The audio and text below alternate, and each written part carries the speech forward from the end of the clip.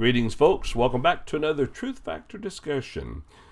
We are picking up in our study through the Gospel of John. We're in chapter 13, verse 18. That's where we're going to begin here in just a minute.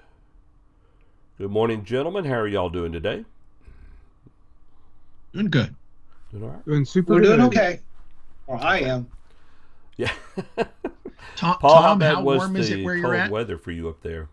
Yeah, I know the cold snap. Yeah, it's in the 60s, so. It was It's supposed to 4 hit the low degrees 70s this today. morning. 4. We almost ran out of degrees. We're counting down. Hey, Paul, if this was Edgar Shrigley at Florida College, 4 degrees. 4 degrees.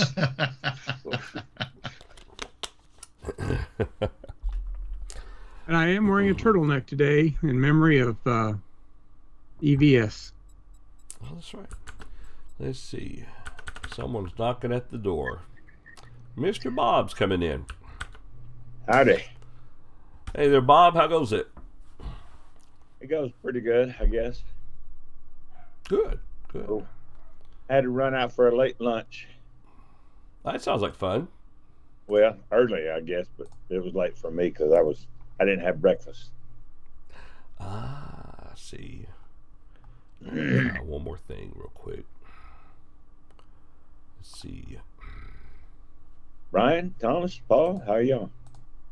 Doing all right. Yeah, we are doing it. And for those who are listening, as we are, as our leader is resolving our issues, we promise we'll try not to keep you past the hour. So. Yep. So Bob, this is our time. Bob, where are you located? Macon, Georgia. Okay, so it's not crazy cold there, I'm guessing. It's in the 30s or 40s. Okay.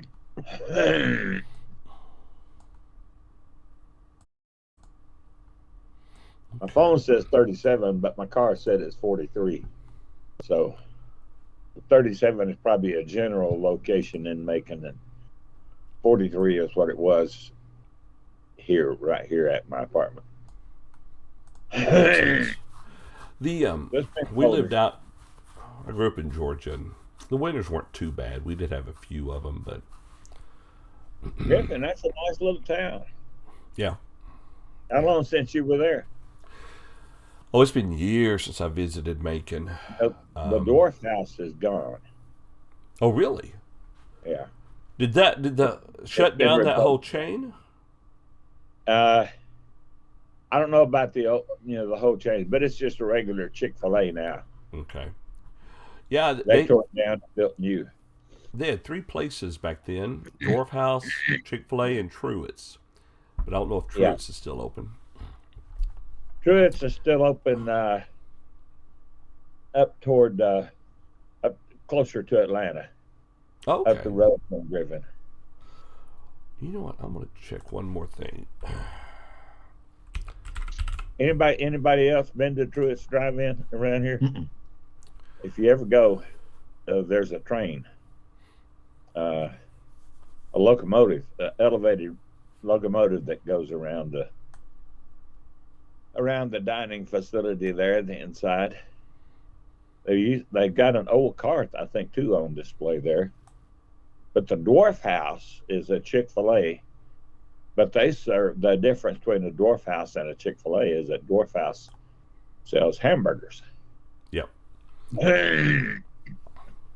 And so the cows were on strike there. I like that. Okay. I think we're close enough now to get started. I've adjusted a few things. Doesn't seem to affect the sound on the stream. All right, let's see. Let's go. All right, so guys, last week we left off in John chapter 13, right there in verse 18 is where we're supposed to begin today. In the preceding section leading up to this, we had talked about, we saw Jesus washing the apostles' feet, and he's kind of explaining to them what he did and the importance there to that. And culminating there in verse 16, where he said, "Most assuredly I say to you, a servant is not greater than his master, nor is he who sent greater than he who sent him. If you know these things, it says, blessed are you if you do them. All right, any thoughts on that before we continue in the section? Anything? Okay. All right, let's go ahead and pick up with verse 18. Tom, would you mind reading for us? And let's go ahead and read through verse 30.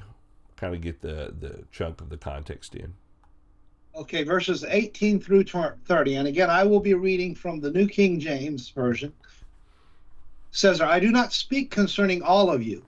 I know whom I have chosen, but that the scripture may be fulfilled, he who eats bread with me has lifted up his heel against me. Now I tell you before it comes, that when it does come to pass, you may believe that I am he.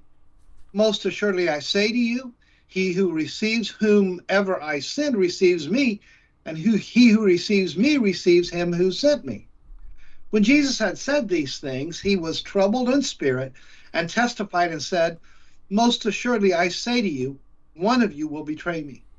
Then the disciples looked at one another, perplexed about whom he spoke. Now there was leaning on Jesus' bosom one of his disciples whom Jesus loved.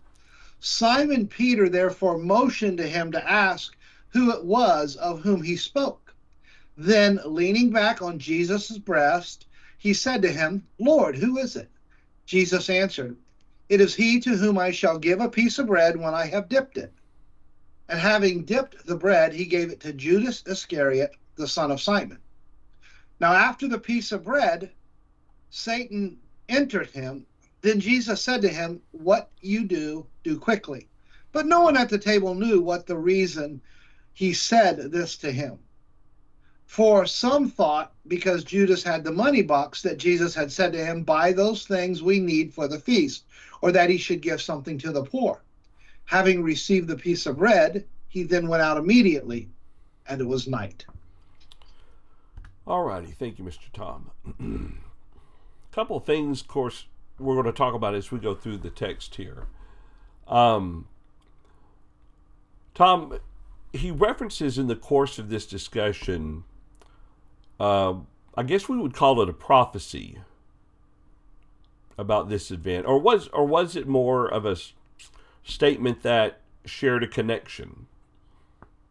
Oh no! Well, clearly, there is a prophecy here, even though. You go back to the original text in Psalm 41. This is one of those what we call dual implication texts. David is talking about an enemy of his, but yet the verse is used to describe what's going to happen. And I think when you look at verse 19, this was clearly a prophecy. You know, it's not so much the verse 18, because we often find prophecies or Old Testament quotes which are related to New Testament events that from a direct standpoint of when it was written, it may not have been a specific detailed prophecy, you know, in the same way as some of the others are. You know, Isaiah 53 is pretty detailed, those kind of things. But at the same time, it's a verse that is descriptive of what is going to happen. But verse number 19, which if New King James is in red, you know, this is a saying of Jesus. Remember, man put that red there.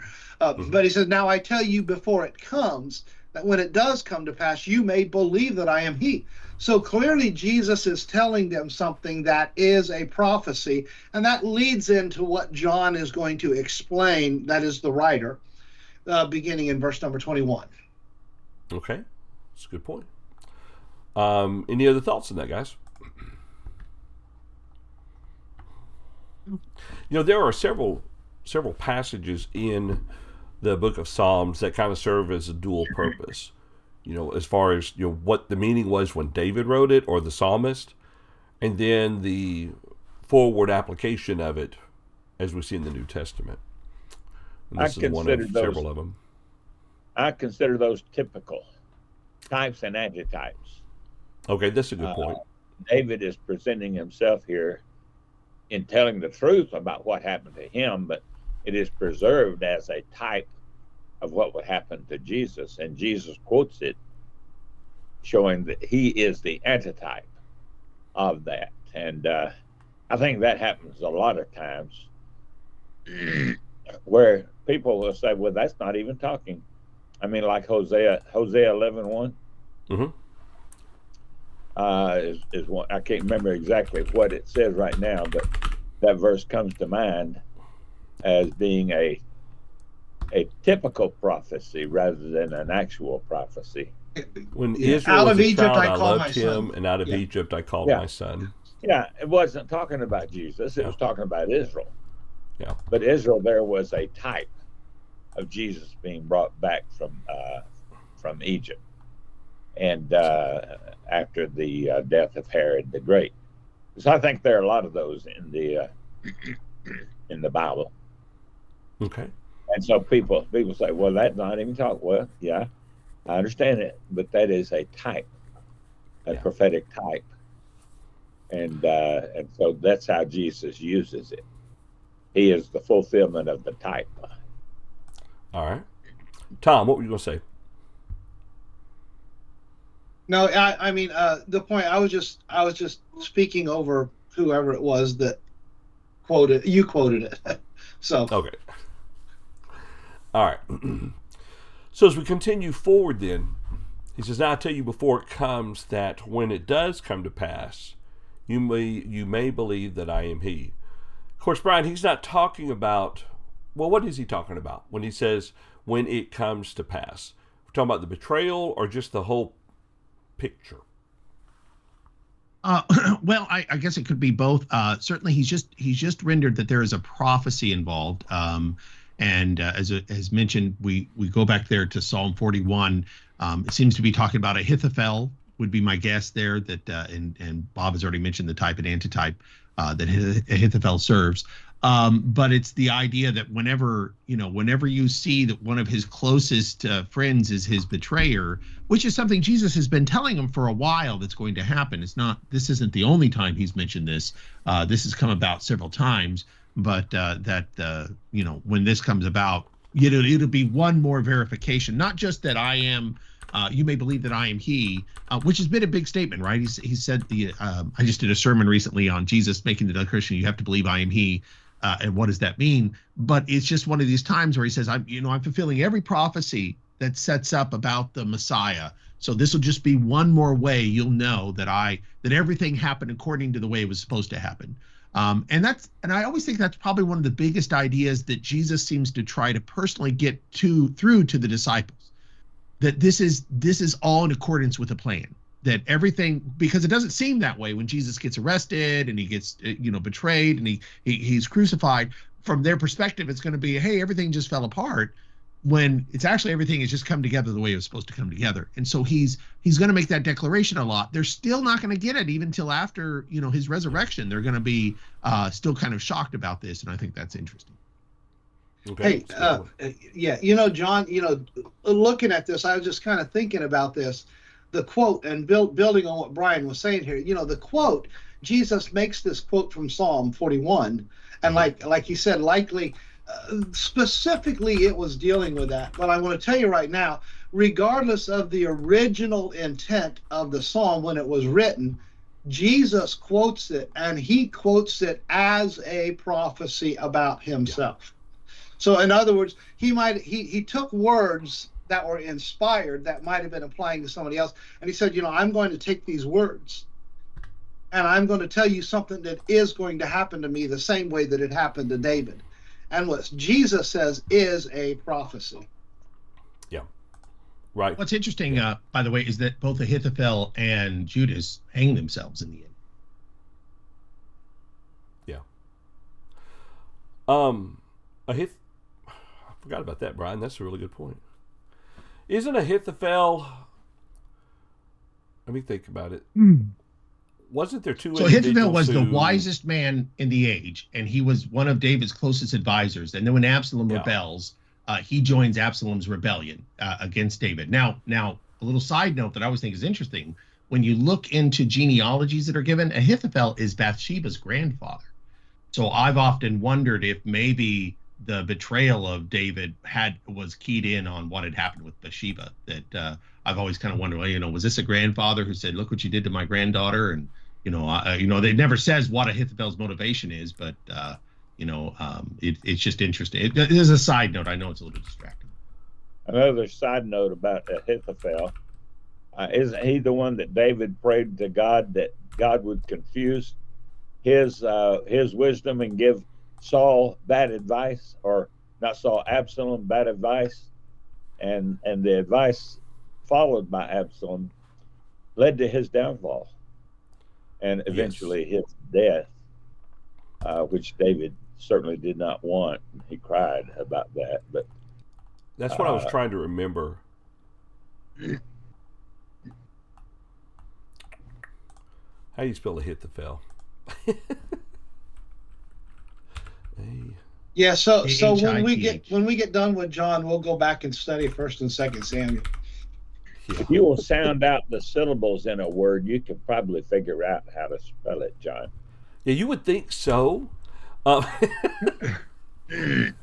can't get a good enough start to get my Bible program to tell me. It is a Phel. That's it. All right. I have a point, and I won't sound as unintelligible. APH. There we go. All right. Spell it again, Tom. APH. It is, I said it's AHITHOPHEL. I believe that's right. Well, yep, that's right. AHI what? THOPHEL. I got this other voice in my head. It's really bugging me right now. So the point that I was trying to remember about Ahithophel is, that's it. Okay, I'm sorry. Let me bring it up. Here we go. Let me bring this over here for just a minute, and you'll understand what I'm talking about. I'm really not making good sense right now. So we had two individuals who were supposed to advise Absalom. You have Ahithophel, and then you have Hushai, the Archite. And he is the one that he comes and gives a piece of advice to Absalom, and Ahithophel gives a piece of advice to Absalom. Hushai's advice basically, and this is a broad paraphrase, basically uses the argument that we can do these things, and really builds up the king if Absalom will follow his advice. And Absalom takes Hushai's advice, and that's why Ahithophel kills himself. And of course, Hushai's advice to Absalom ends up in their defeat, if my memory serves correctly. I read a book on preaching years ago that kind of used this as an example of when you prepare an argument to present to someone, not make the argument all about yourself. I will do this and I will do that. But you make the argument of the presentation inclusive of every people who are there. We will do this and we shall do that. It's an interesting example there. So you only read one book on preaching, and it was years ago? You could draw that conclusion. The other thing in this is, if I remember correctly, Hushai was actually an ally of David. He was. So David sent him in for that. So his advice was actually the advice that helped David. Exactly. And I think it had to do with the direction that they went to pursue him. So, and that's what struck Ahithophel so badly. Is because his advice Ahithophel's is the advice that would have defeated David. Yeah, or exactly. More actually, we can't say that because God wasn't going to let David be defeated, but it was the more sound advice that would have worked, quote unquote, strategically. Yeah. Bob, that book was called Preaching with Imagination, so if that helps any. Well, it's actually a pretty good book. I have seen your imagination at work. Brian, I think you have a comment, don't you? I do. On verse 22, one of the things I think is really interesting, somebody pointed this out to me years ago, and I thought, wow, that is kind of interesting. So Jesus makes this statement, one of you is going to betray me. And it's interesting that in Matthew, Mark, and Luke, or at least Matthew and Mark, they all say, who's he talking about? Is it me? Is it me? And of course, verse here it says they're perplexed and they're saying, who is it? You know, and even verse 24 and 25, they're asking, who is it? Who is it?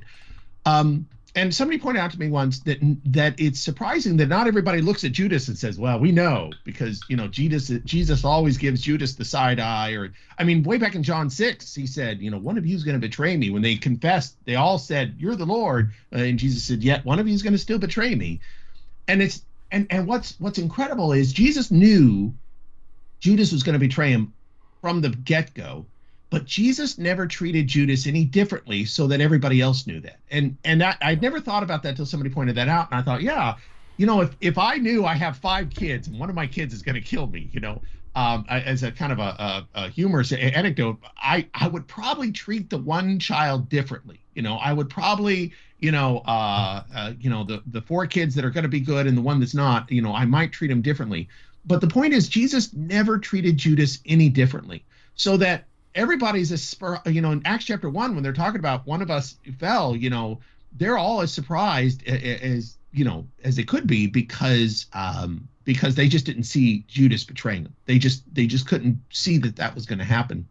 So to me, number one, it's really remarkable that Jesus was utterly fair, and that there's no sense that Judas ever had a sense of, well, you know, Jesus never liked me anyway, because when the time comes, nobody guesses who it is. It's not, you know, and even when it happens and Judas runs out the door, they're not even guessing, oh, you know, Judas is running out. But number two, the second thing I think is interesting is that in Matthew and Mark, they're all asking, is it me? And I've actually found that to be one of the most interesting questions in the Bible, because why would you ask if it's you? In other words, if John, you said, hey, on this panel, one of you is going to do something, I wouldn't, you know, is gonna kill me, you know, I wouldn't say, is it me? Because I would know it wasn't me. You know, I would say, well, obviously I'm not the one who's doing it, and I've never trusted Paul over there, so, you know, but I would never think it's me, unless maybe I have thought of doing something. And so I've always wondered why they asked that. And like I said, and I'm going to be very careful because I'm clearly stepping into a line of supposition. We don't know why they asked, is it me? It's just such an interesting question. By the end of the night, they're all going to betray Jesus. You know, they're all going to run and hide. And Jesus predicts that here in the next couple of chapters, that all, you know, when the shepherd is struck, the sheep are going to flee.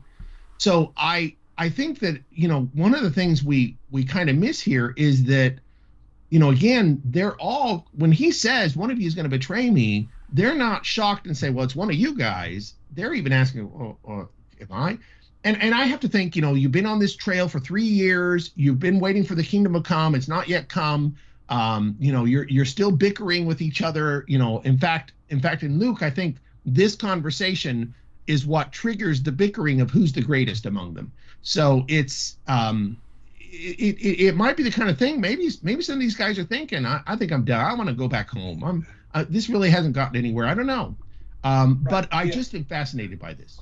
Well, it's interesting in contrast with Peter, who on an occasion says, everybody else might, but not me.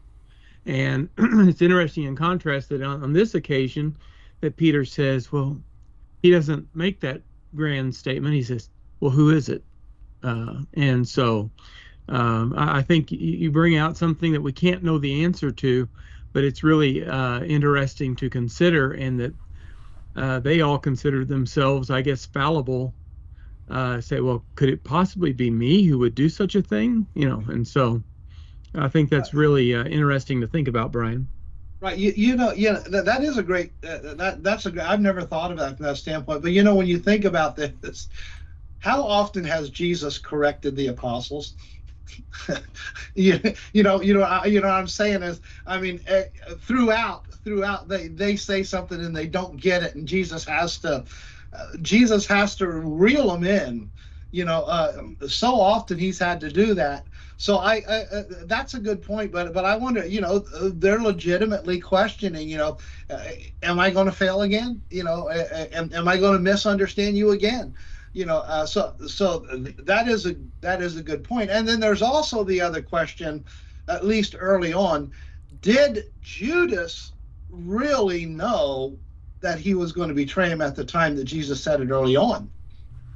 You got that obviously he was of the character where he could, but had he already put it in his mind, oh yeah, you know what? Yeah, I'm going to go talk to the leaders and see what they'll give me to show up where Jesus is in a secluded place. Yeah, and all the things that we've talked about. And Judas was probably thinking, well, I'm going to pocket 30 pieces of silver, and Jesus is going to get away again. Those kinds of things. But interesting thoughts. Yeah, we'll talk about that here a little bit more in just a second, in relation to a comment that David Clark dropped in. But before we do that, I do find it interesting that in verses 23 and 24, Peter turns to John, or maybe leans over to John, and says, ask him who he's talking about. Assuming John is the disciple whom Jesus loved there. Peter asks him to ask Jesus about it. And so he does. And verse 26, we kind of get an answer to that question. He said, it is he to whom I shall give a piece of bread when I have dipped it. And having dipped the bread, he gave it to Judas Iscariot, the son of Simon. And after the piece of bread, it says, Satan entered into him. Then Jesus said to him, what you do quickly. And I'm flabbergasted a little bit what we see in verse 28. No one at the table knew for what reason he said this to him. Yeah, back in verse 2, John had already pointed out, and supper being ended, the devil having already put it into the heart of Judas Iscariot, Simon's son, to betray him. And so it was before now. He's been thinking about it, and he may have already made his pact for 30 pieces of silver, or at least has. Well, let's go ahead and bring in David's comment real quick. And we can talk a little more about this, Bob, as we go through here. David Clark says, was it greed that Judas Iscariot betrayed Jesus?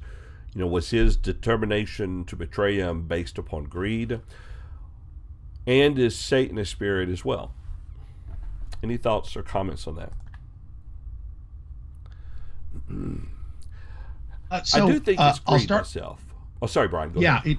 No, I was going to say it does seem to be something to do with greed. We're never specifically told all the motivations. And I always think sometimes when the Bible's not too specific, the speculation is more valuable in the sense of asking a question of ourselves. What would it take for me to betray Jesus?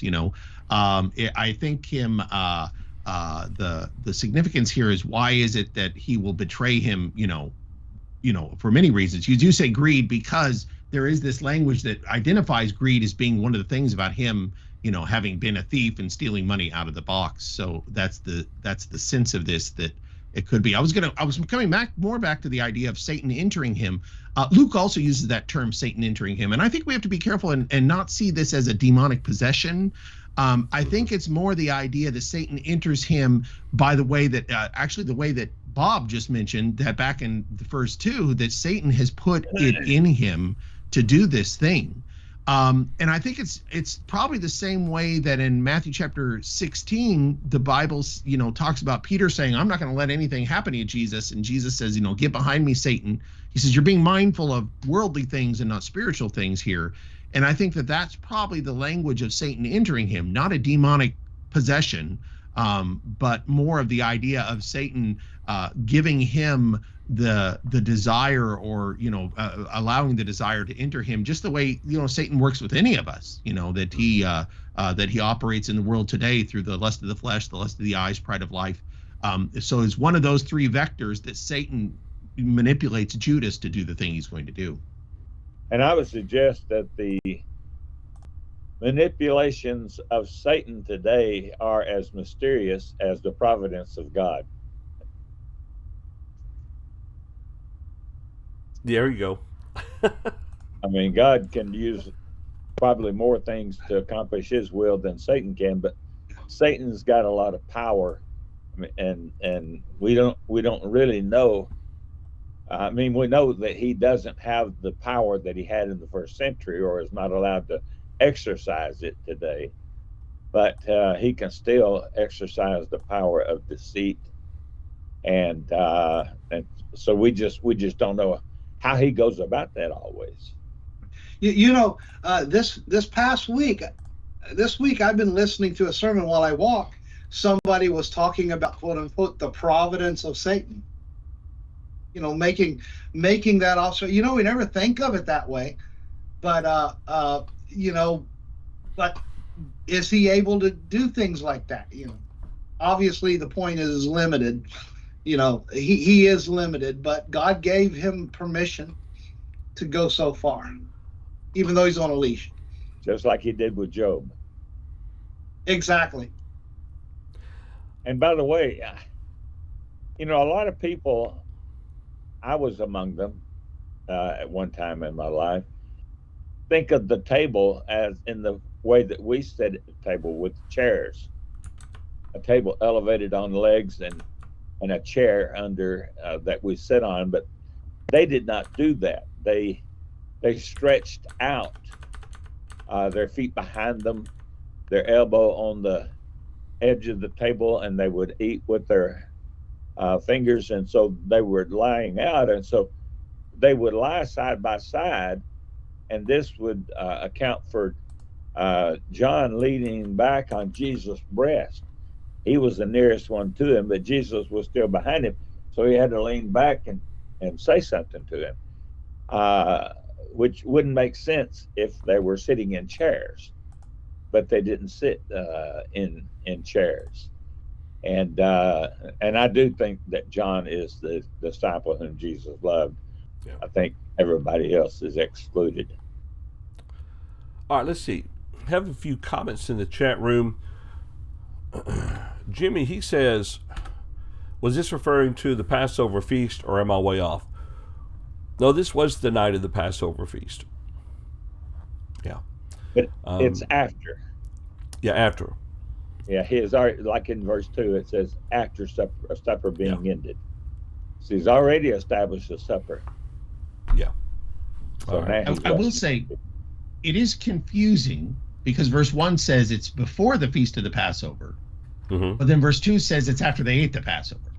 And typically what we think is going on here is this is a very confusing, one of those times where there almost seems to be 2 days of Passover, and there's some ancient history that testifies to the idea that the Passover was celebrated over 2 days because there were two traditions as to how to follow that between the Galileans and the Judeans.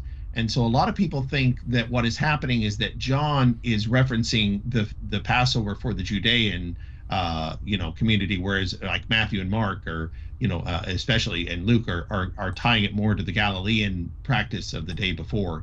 So it's a little confusing, Jimmy. Actually, it is a little confusing because the way it talks about the Passover is almost as though it's a 2-day thing, and in the Old Testament it was only a 1-day thing. But actually, sometimes it's talked about as a 7-day thing. So that could be. Well, we do need to make a distinction, and you just hit on that, Brian, between the day of the Passover. That was 1 day, the 14th of Abib. And then the feast of the Passover, which was 7 days following that. And so that Friday that Jesus was crucified, that was Passover. But it was also the preparation day for the Sabbath day. And on the Sabbath day, the 7-day feast began. That's why that Saturday was a holy day, because it was. And so the feast has not yet begun. It begins the day after the day of the Passover, on the 15th of Abib. And so they've eaten the Passover, but the feast has not yet begun. It does not begin until the daylight hours, or perhaps until 6 p.m. The next day. So I think there's that distinction that helps a little bit. Right. And it is in that sense that Jesus can literally be the Passover once and for all. Yeah. Let's jump to another question, and I think this is a good one. It's a good question. David says, so Brian, why make him a disciple? Talking about Judas. If Jesus knew that Judas was going to do this, why make him a disciple? And it's a great question. And the answer is because that was part of the plan.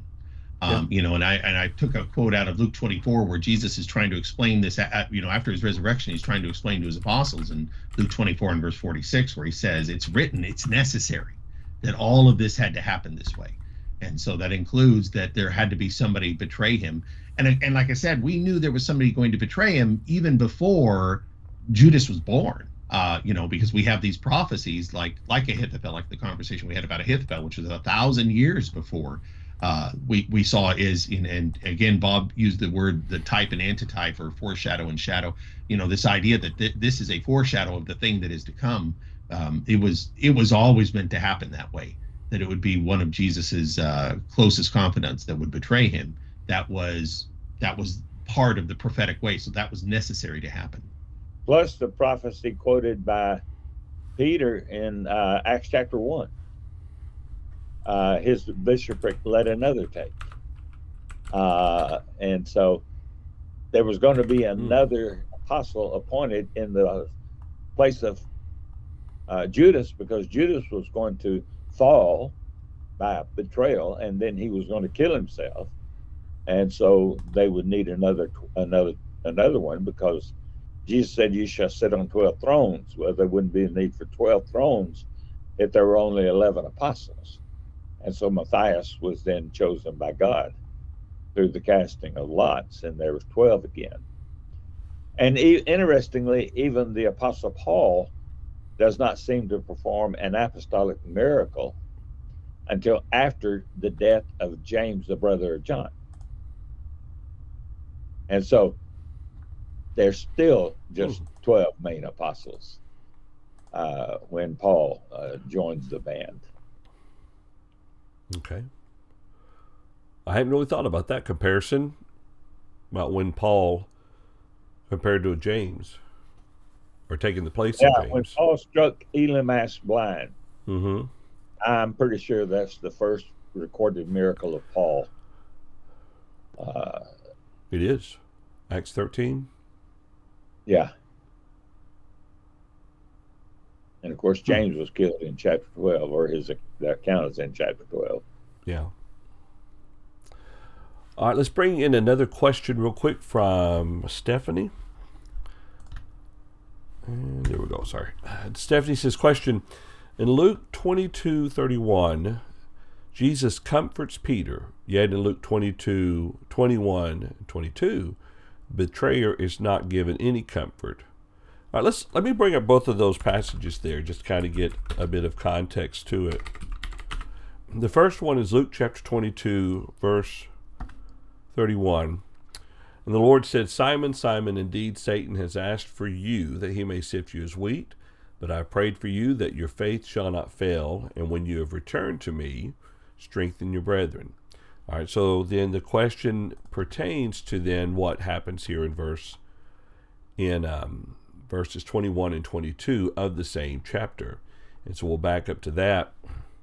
And starting in verse 20, likewise he also took the cup after supper. Verse 21, he says, but behold, the hand of my betrayer is with me on this table, and truly the Son of Man goes as it has been determined, but woe to that man by whom he is betrayed. I wonder if the answer to Stephanie's question is in the word betrayed.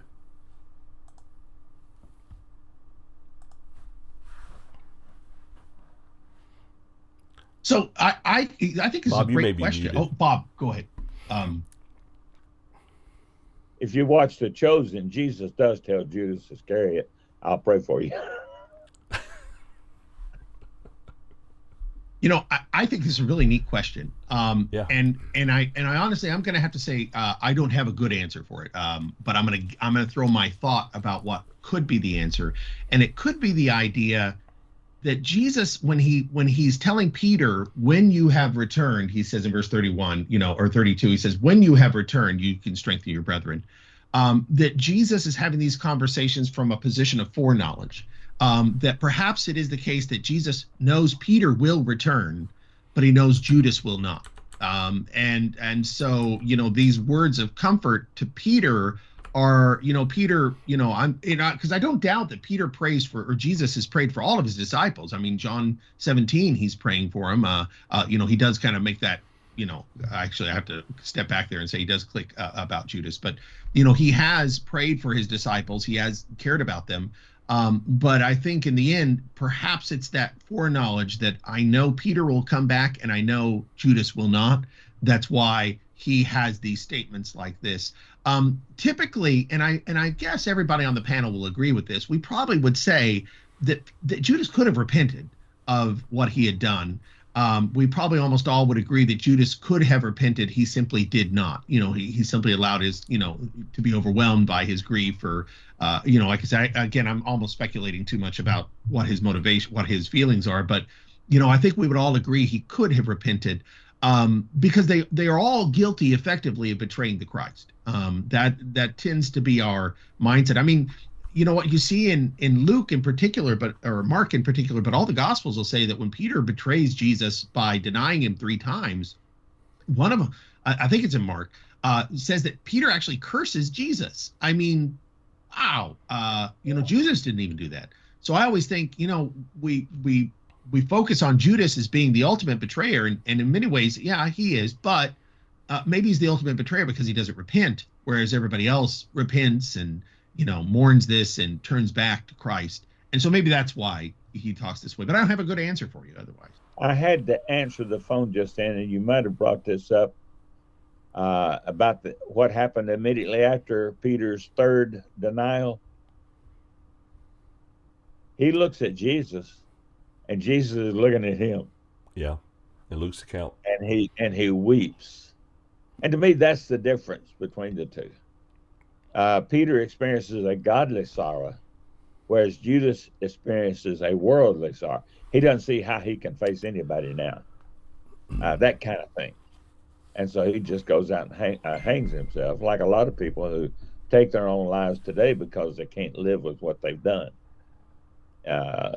You can, if you'll seek forgiveness from God, and which is what Peter did.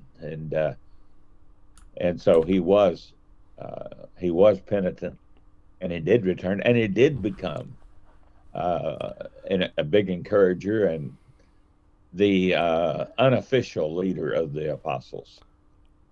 Okay. A comment came up earlier, I think, when we were looking at David's question about why pick Judas as a disciple. And here's something to consider also.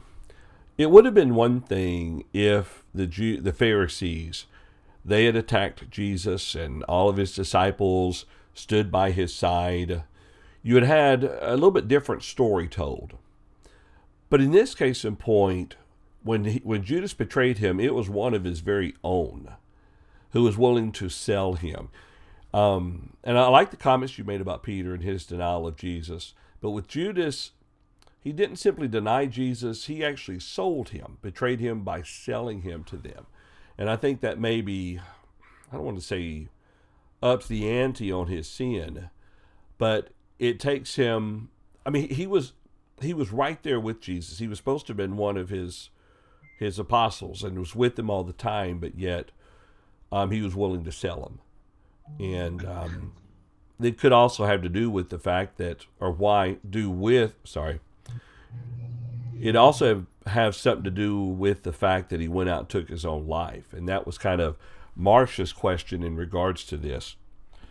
Marcia says, I'm a bit curious to know how suicide was viewed in Bible times. Did Jesus know that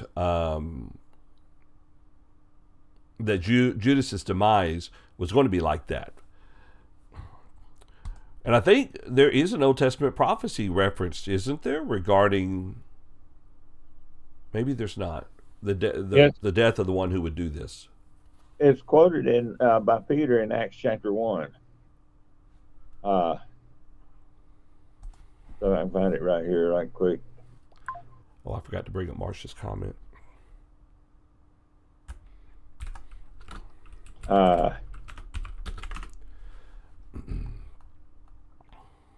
You talking about there? Let's see, in verse 20. It is written in the book of Psalms, let his habitation be desolate, let no man dwell therein, and his bishopric let another take. His habitation was the field of blood that was purchased by the 30 pieces of silver that he returned to the temple. And so the priests, they didn't want to put that money back in the treasury. It was blood money. And so they purchased a field with it and to bury strangers in. And it was called the Field of Blood for two reasons. One, it was bought with blood money. And again, the other reason was, I forget, it's given here somewhere. Let another take his office. Say it again. Let another take his office. Yeah, that's the quotation. Yeah, from Psalms 109, verse 8. His habitation be desolate, let no man dwell therein. So it's a graveyard. And again, purchased by the blood money. And then his bishopric let another take.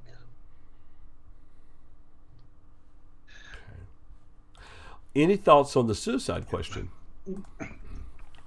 regarding their thoughts in the first century? You know, I can't believe that suicide has ever been viewed as anything but negative.